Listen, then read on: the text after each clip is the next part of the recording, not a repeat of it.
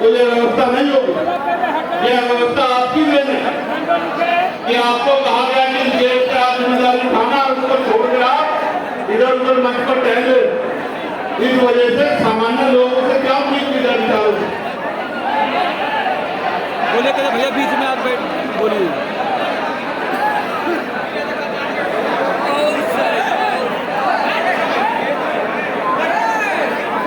प्यारे साथियों, मैं धन्यवाद दूंगा सुनील कुमार चित्तौड़ जी का,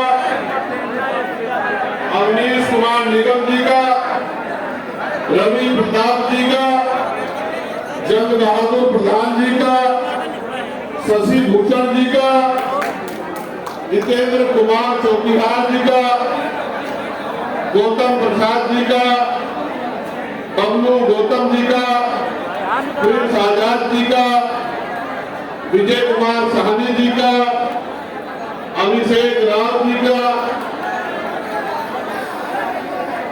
सिद्धांत जी का, नसीम अहमदपुर विधायक जी का, अनिल कुमार भारती जिलाध्यक्ष देवरिया जी का, राहुल चौधरी जिलाध्यक्ष कुशीनगर जी का, अखिलेश आजाद जी जिलाध्यक्ष महाराजगंज जी का और रोहित कुमार महानगर अध्यक्ष गोरखपुर जी का। ये हमारी वो टीम है जिसके कंधों पे इस मंडल की जिम्मेदारी है। इस मंडल में बहुजन समाज के सुख दुख और उनके तमाम तरह के हक अधिकारों की रक्षा सुरक्षा करने की जिम्मेदारी इन लोगों की है। प्यारे साथियों, मैं भगवान बुद्ध को नमन करता हूं। संत कबीर, गुरु नानक, गुरु रविदास जी, राष्ट्रपिता ज्योतिबा फुले जी, छत्रपति साहू जी महाराज जी, गुरु घासीदास जी, नारायण गुरु जी, संत गाडगे जी महाराज जी, डॉक्टर बाबा साहब अम्बेडकर जी, मामला रामसु वर्मा जी, प्रहलाद यादव जी, ईवी प्रजा रामा नायकर स्वामी जी, बाबू जगदेव प्रसाद कुशवाहा जी, दीना बाना वाल्मीकि जी, बीपी मंडल जी, संतराम बी प्रजापति जी, परमानंद लोधी जी, मां धनकारी बाई, मां उदयदेव पासी, मां सावित्रीबाई फूले, मां फातिमा शेख, क्रांति की नायिका रही मां फूलन देवी, बाबू श्री दयाल चौरसिया और मेरे राजनीतिक गुरु मान्यवर साहब श्री काशीराम को नमन करता हूं। साथियों, आज ये प्रबुद्ध सम्मेलन जो आपके गोरखपुर मंडल में हो रहा है, इसकी शुरुआत सहारनपुर से हुई थी। पहला प्रबुद्धन सम्मेलन सहारनपुर में हुआ था। सहारनपुर मेरा गृह जनपद पड़ता। सहारनपुर में जब सबसे पहला सम्मेलन हुआ तो इस सम्मेलन के पीछे कुछ कारण थे। आज इस मंच पर इस समाज के हकवंचित बहुजन समाज के बहुत ही सीनियर लोग बैठे हैं। मैं इस प्रबुद्धन सम्मेलन के बारे में आपको कुछ बता देना चाहता हूं। पहले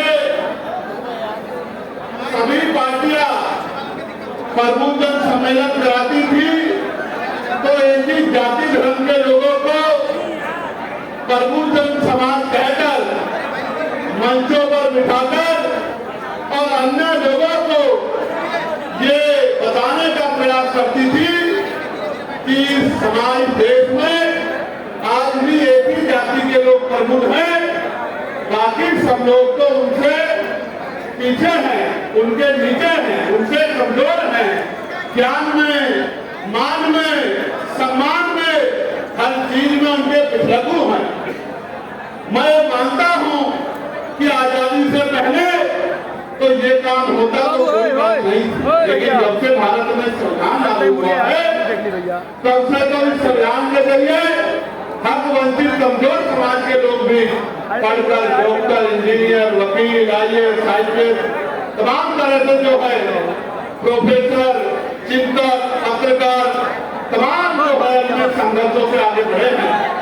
अब अगर कोई कहे कि एक ही जाति के लोग प्रमुख है तो मेरी इसमें जो है मेरा इसमें सख्त आपत्ति है। मैं ये मानता हूं जिसने पढ़ लिख के समाज के लिए संघर्ष किया है वो प्रमुख है। और आज इस मंच पर सैकड़ों की संख्या में डॉक्टर, इंजीनियर, BTech, MTech, वकील, IAS, IPS रिटायर, रेलवे के रिटायर कर्मचारी, बैंक के रिटायर कर्मचारी तमाम लोग बैठे हैं। ये समाज के पथ प्रदर्शक है, मार्गदर्शक है। तो जो लोग मनुवादी विचारधारा को मानते हैं, जनमानी विचारधारा को मानते हैं, वो लोग तो प्रबुद्ध समाज को एक जाति तक सीमित रख सकते हैं। हम बहुजन समाज के लोग जो मानवता को मानते हैं उनके लिए तो समाज का हर वो व्यक्ति जो समाज के लिए संघर्ष कर रहा है वो प्रबुद्ध है। इसलिए मैं आप सबको बधाई देता हूं कि आपने इस अंधविश्वास, अहंकार, कुरीतियों, सामंतवाद, जातिवाद के खिलाफ जो महापुरुषों ने आंदोलन शुरू किया था उसको सीखने का काम किया है। मैं आपको पुनः एक बार आभार आपका प्रकट करता हूं और अपनी तरफ से आपके लिए मंगल कामनाएं करता हूं। जब मैंने और हमारे साथियों ने ये प्रबुद्धन सम्मेलन शुरू किए तो दूसरे लोगों को लगा कि ये चंद्रशेखर तो नई बात कर रहे हैं, ये कह रहे हैं कि बहुजन समाज भी प्रबुद्धन समाज है।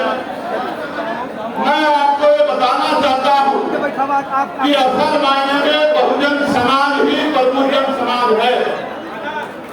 क्योंकि अगर इस देश में कोई मेहनत करके, अपमान सहके, अन्याय सहके, हक वंचित समाज में पैदा होके बेबसी लाचारी की बेड़ियों को काट के और उसने अपने आप को शामिल किया है, यानी कि कठिनाइयों का सामना किया है, मैं मानता हूं उससे प्रबुद्ध कोई नहीं हो सकता। इसलिए ये प्रबुद्धन सम्मेलन किए, ये सम्मेलन फिर मेरठ में हुए, फिर हापुड़ में हुए, आगरा में हुआ, लखनऊ में हुआ और लखनऊ में जब ये सम्मेलन हुआ तो पूरे प्रदेश में चर्चा फैल गई कि अब राजनीति में कुछ बदलाव होने वाला है। गोरखपुर में भी ये सम्मेलन होना था लेकिन सरकार के लोगों ने तानाशाही दिखाते हुए यहाँ परमिशन न देने का काम किया और पुरानी परमिशन को रद्द करने का काम किया। मेरे साथियों ने जब मुझे बताया तो मैंने कहा घबराना मत, परमिशन भी मिलेगी, कार्यक्रम भी होगा और कार्यक्रम भी सफल होगा। ऐसा कार्यक्रम होगा कि दूसरा कोई ऐसा कार्यक्रम कर भी नहीं पाएगा। मुझे आपकी मदद से करना। प्यारे साथियों, फिर ये आज का सूरज निकला। 2 दिन से बहुत बारिश हो रही थी लेकिन बारिश को भी रुकना पड़ा और आपके संघर्ष के सामने सारी ताकतों को झुकना पड़ा। और आज गोरखपुर में हो रहा है। प्यारे साथियों, ये गोरखपुर से भी मेरा नाता है। ये तुम लोग अगर 5 लोग घर जाओगे और पीछे कहीं हो जाओगे तो ठीक हो जाएगा। तो मैं सबसे देख पाऊंगा, जहां जो बैठे लोग वो भी आगे देख पाएंगे। और अगर जान जानी होगी तो तुमसे नहीं रुकेगी भाई, जान जानी होगी तो चली जाएगी, चिंता मत करो। तुमसे भी कह रहे सरदार जी, बहुत सही चंद्रशेखर भैया। ये कुछ बच्चे जो है जो गैर जिम्मेदारी दिखा रहे हैं, जैसे दो जो बैठे हैं, ऐसे बच्चों को मुझे ये कहना है कि जब स्कूल में मास्टर पढ़ा रहा होता है और जो बच्चे अपने टीचर की बातों को छोड़कर इधर उधर देखने का काम करते, आपस में बातचीत करते हैं, जिनका ध्यान कहीं और होता है, जब पेपर में सवाल आता है तो फिर उनके पास उत्तर नहीं होता है, और जिनके पास उत्तर नहीं होता उनके नंबर क्या आते हैं। अगर 0 ही बनकर रहना है तो मैं छोड़ो, दोबारा बाबा साहब भी आ जाए, मानव काशीराम साहब भी आ जाए, महात्मा फूले जी भी आ जाए, तमाम महापुरुष आ जाए, तो भी कुछ बदलाव नहीं होने वाला, क्योंकि बदलाव तो आदमी के अपने मन से होता है। बदलाव उसके अंदर से शुरुआत होती है। जो समाज गुलामी की बेड़िया, बाबा साहब अम्बेडकर ने कहा था, गुलाम को गुलामी का एहसास करा दो, वो अपनी बेड़िया स्वयं काट लेगा। आज मैं आपको जो बताऊंगा वो इस प्रदेश की, इस देश की सच्चाई बताने का काम करूंगा। इसलिए मैं आपसे चाहता हूं कि मेरे प्यारे भाइयों, अब आप शांति बनाए, और जब मैं आपको समझाने का काम कर रहा हूं तो अपने फोन में रिकॉर्ड करने की बजाय मेरी बात को यहीं से सुने, धन्यवाद। क्योंकि